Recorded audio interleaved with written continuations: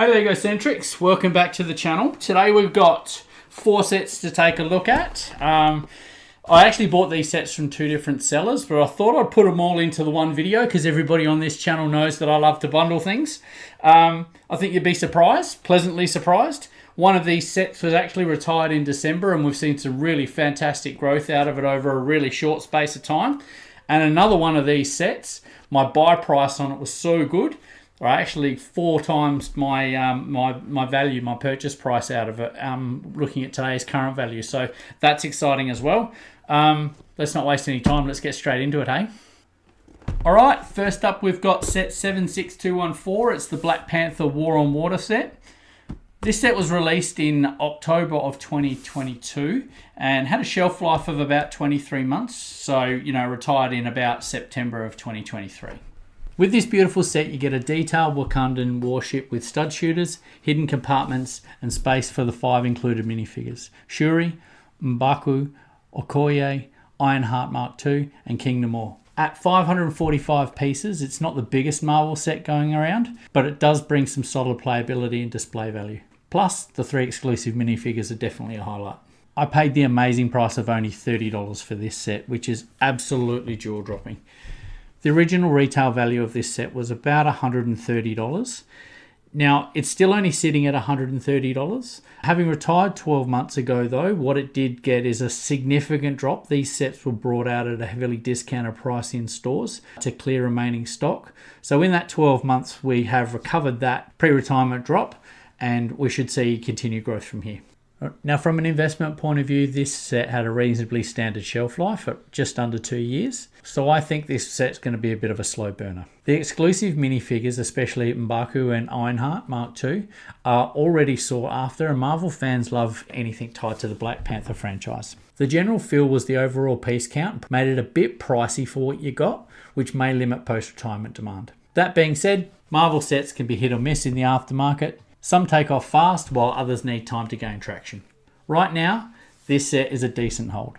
I don't expect crazy appreciation overnight, but give it a couple of years and the exclusive minifigures might push the value up, especially if Namor plays a bigger role in the MCU down the line. Now, if you're a Marvel collector, this one's a great display piece with cool minifigures.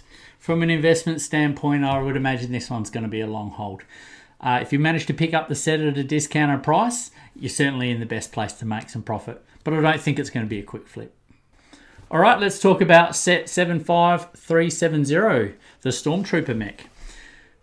This set was released in August of 2023 and had a reasonably short shelf life, retiring recently in December of 2024. I wouldn't imagine that this set is going to be one for the Star Wars traditionalists out there, but it's a fun little design and a little bit of an alternative take on the classic Stormtrooper. Coming in at 138 pieces, this build is all about the big oversized armor and beefy blaster.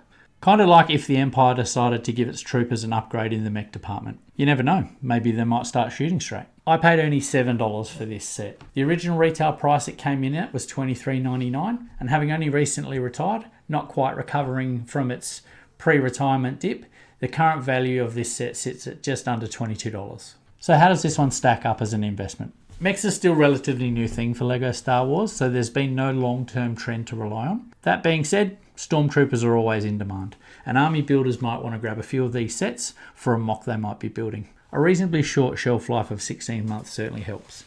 But at the end of the day, this is a small, widely produced set, so it likely won't see massive appreciation. If you can pick these up on clearance, it might be worth grabbing a few for a low risk, slow burn investment. Otherwise, it's a solid buy for collectors or younger fans who just love the Star Wars mechs. This is a fun and affordable set with a fairly detailed but common Stormtrooper as part of it. Look, it's a decent army builder, but from an investment point of view, I wouldn't see great appreciation out of this. If you manage to pick it up at a bargain like I managed to, there's certainly a little bit of profit there for you.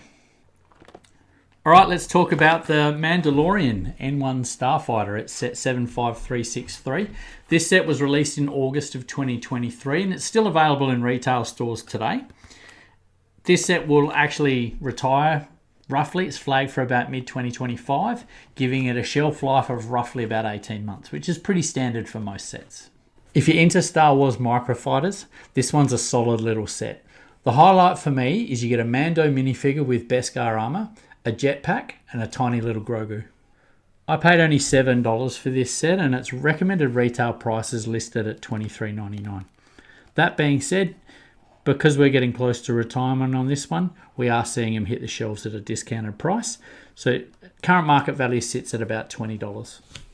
Microfighters are usually slow and consistent growers when it comes to investment potential. They're small, budget-friendly sets that appeal to casual buyers, but they don't usually see huge aftermarket gains in the short term. However, this one has two major things going for it. Anything tied to the Mandalorian tends to hold its value really well. While there are other versions of him, and this particular minifigure is available in other sets, because of the build size of this set, it's one of the more affordable ways to grab a Mando fig, which definitely adds to its appeal. Since this set is cheap to stack, it could be a solid budget investment if you grab a few on clearance. Could be a great way to start your Lego investing journey if you've been contemplating it for a little while. It might not skyrocket in value, but it should see steady appreciation, especially as kids and collectors look for a fun, affordable Mandalorian-related set post-retirement. This is a great little set for Star Wars fans. The Microfighter series has always been pretty popular. In saying that, though, I wouldn't see dramatic increases in price over the short term on this one. Certainly going to be a slow burner. If you look back over the history of Microfighter sets, outside of the sets that are currently available at retail, there's only one other set that hasn't caught up to and exceeded its original retail price from an investment growth point of view. Some of them have been significant, but yeah, I don't think that's going to be happening with a lot of them. All right, let's have a look at the last one here. It's Boba Fett's Starship. It's set 75344. Once again, part of the Microfighter series. This set was released in January of 2023 and retired in December of 2024.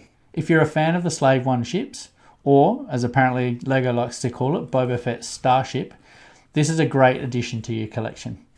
This exclusive minifig is a fun little addition to the lineup.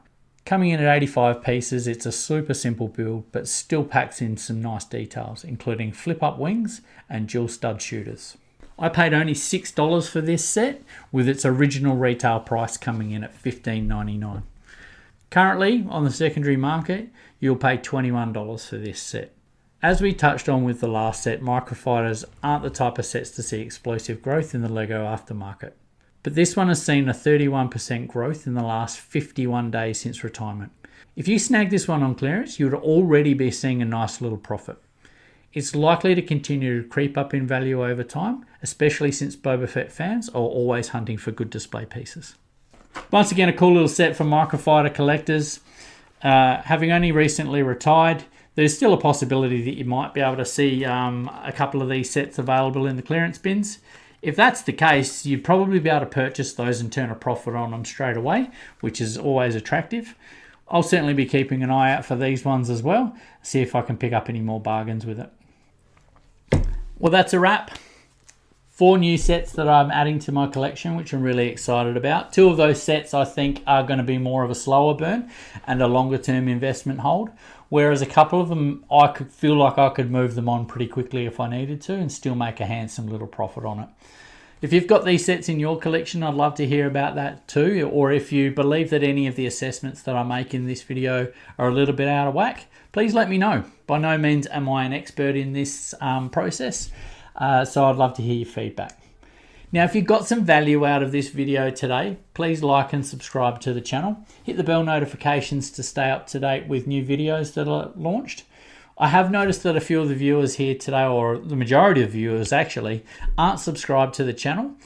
Subscribing is a great way to support the channel and show YouTube that the content that I'm creating is of value and allows my channel to grow.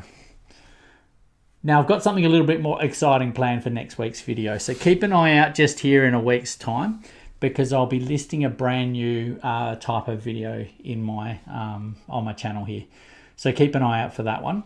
If you'd like to check out more of my Project 50K videos to see my Lego investing journey, click on this video just here. Thank you all so much for watching. Happy investing, and we'll see you in the next one.